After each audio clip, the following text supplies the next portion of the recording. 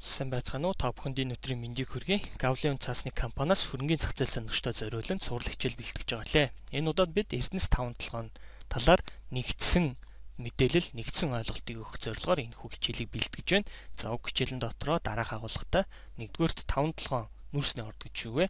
2-р Эрдэнэс 5-7 гэж юу вэ? Эрдэнэс 5-7 1700 ширхэг хувьцаагаа хэрхэн баталгаажуулах вэ? Хувьцааны өгөөжийг хязээ хүртэх вэ? 1700 ширхэг хувьцаатай холбоотой нийтлэг асуулт хариулт гэсэн 5 үндсэн хэсгээс бол бүрднэ. 5-7 нүрсний орд гэж юу вэ? Тэгэхээр энэхүү ойлголтыг тайлбарлахын тулд эхлээд нүрс гэдэг талаар товчхон ярилцаж та бүхэнд танин мэдхийн мэдээлэл өгье. Нүрс гэдэг нь эртний галвын үеэс намаг шавар балчиг дотор хоримтлогдож өөрчлөлтөнд орсон ургамлын үлдэгдэл буюу чулуужсан түн шимаа. За энэхүү графикт бол нүрсний бүтэц, нүрсний төрлүүд л харагдаж байна. За дээрээс нь бүгдээрээ монгол орчуулгатаагаар тайлбарлая. За нүрс. Нүрсийг бол дотор нь хөрөн нүрс, хатуу нүрс гэж хоёр ангилд юм байна. Нийт өнөөдрийн байдлаар дэлхий дээр тогтоогдсон нүрсний нөөцийн 47% нь бол хөрөн нүрс байдаг. За харин хатуу нүрс нь бол 53% байд юм байна. За хөрөн нүрсийг дотор нь дахиад хөрөн нүрс гэж ангилдаг. За энэ нийт нөөцийн 17%-ийг эзэлт юм байна.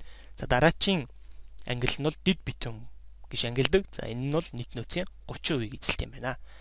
За үүний дараа хатуу нүрс дотроо битүүм гэж ангилагддаг. За битүүмд нийт нөөцийн 52%-ийг эзэлж байхад нөгөө талдаа антрацит гэсэн бас нүрсний ангил байд юм байна. Энэ нь нийт нөөцийн 1%-ийг эзэлдэг. Хөрөн нүрс, дид битүүм, битүүм гэсэн энэ гурван төрлийн нүрсийг нийлүүлээд дулааны эсвэл эрчим хүчний гэж нэрлэдэг ийм нэрсний төрөлд ангилалт багтаад юм байна. За энэхүү нүрсүүд дээр бол эрчим хүч гаргахад, цемент үйлдвэрлэхэд, за мөн аж үйлдвэрийн салбарт халах технологид ашигладаг юм байна. За харин бидний хамгийн сайн мэддэг нүрсний нэг төрөл бол коксчих нүрс юм. За уг коксчих нүрсийг бол гангийн үйлдвэрлэлд ашигладаг байна. Антрацитийн хувьд утаа гардаггүй юм байна. За энэхүү төрлийн нүрсийг бол аж үйлдвэрийн хэрэглээнд, дотоодын зах зээл дээр дотоодын хэрэглээнд бол ашигладаг юм байна. За харин манай 5-7 нүрсний ордын хувьд бол 73% нь коксчих нүрс, 27% нь бол эрчим хүчний нүрс байдгаа гэж Жоркийн стандартаар бол тогтоосон байна. За нүрсний тархацын талаар та бүхэн тодорхой мэдээлэл өгье.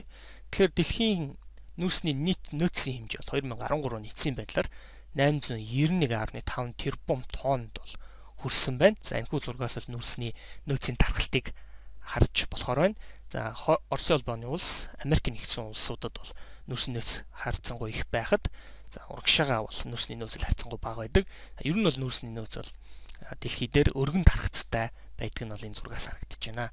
За статистик тоо баримт артуул Америк нэгдсэн улсын хувьд 237 тэрбум тонны нүрсний нөөцтэй байхад Оросын улбаны улс бол 157 тэрбум тонн нүрсний нөөцтэй байдаг юм байна. Харин Монгол улсын хувьд бол яг урьдчилсан тооцоогоор баттай ашиглаж болох эдийн засгийн үр ашигтай нөөцийн хэмжээ бол одоо 21.5 тэрбум гэсэн юм тоос байт юм байна. За тэгвэл 5-7 гэж юу вэ? 5-7 товч түүхтэй бүгдээрээ танилцъя. За энэхүү график дээр бол Монгол Улсын газрын зургуулсан 5-7 байршил харагдаж байна.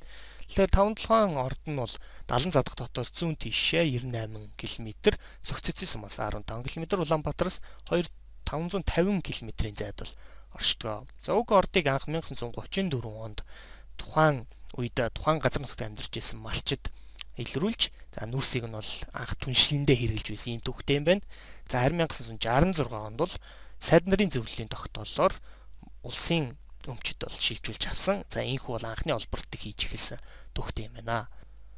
5-7 нөөц хэдвэ? За энэхүү тоо баримтыг гаргаж ирэхин тулд ашигт математикийн газрын геолог, судалгааны хэлтсийн дарга, Монгол Улсын эзэс баялагын зөвлөлийн гишүүн болорчлооны 11 оны ярилцлагыг иш татан оруулъя. Тэгэхээр Оросын Гипро шахт хүрээлэнгийн 5-7 ордын техник эдийн засгийн үнэлгээг 1989-1990 онд хийхдээ нөөцийн хэсэгчлсэн үнэлгээ тооцоонуудыг нэгтгэн 6.4 тэрбум тонн нүрсний нөөцтэй гэж тогтоосон байна. За сүүлд Energy Resource компани Norwest компанийг ажилуулж 5-7 ордын техник эдийн засгийн үндэслэг боловсруулсан юм байна. За Norwest компани өөрөө Австралийн Жорк аргачлалаар буюу орчин үеийн компьютерийн тооцоололоор 5-7 нөөцийг бол 7 тэрбум тоннд хүрэхээр байгаа тухайн үедээ зарлж исэн юм байна.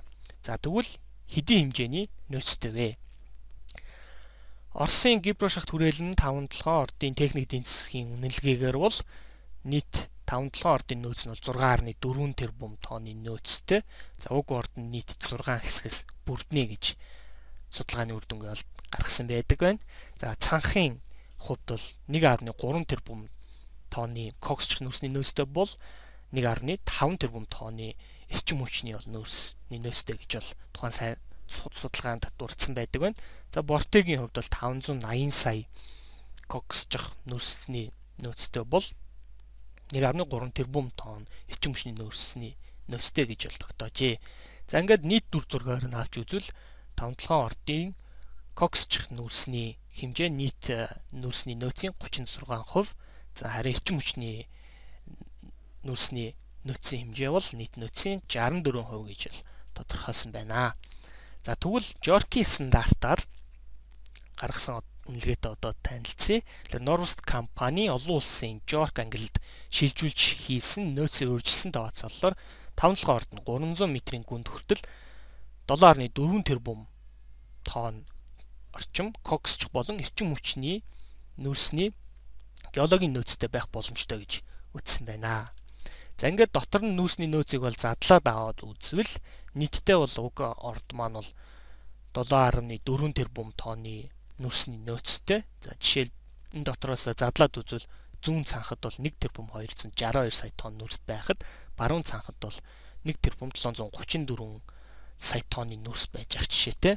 За харин нөөцийн ангиллаар нь аваад үзэх юм бол 27% нь бол эрчим хүчний нөөц, за 73% нь бол коксч нөөцөө гэсэн ийм судалгааны үр дүнг бол олон нийтэд танилцуулсан байна. Анхаарлаа хандуулсан та бүхэнд баярлалаа.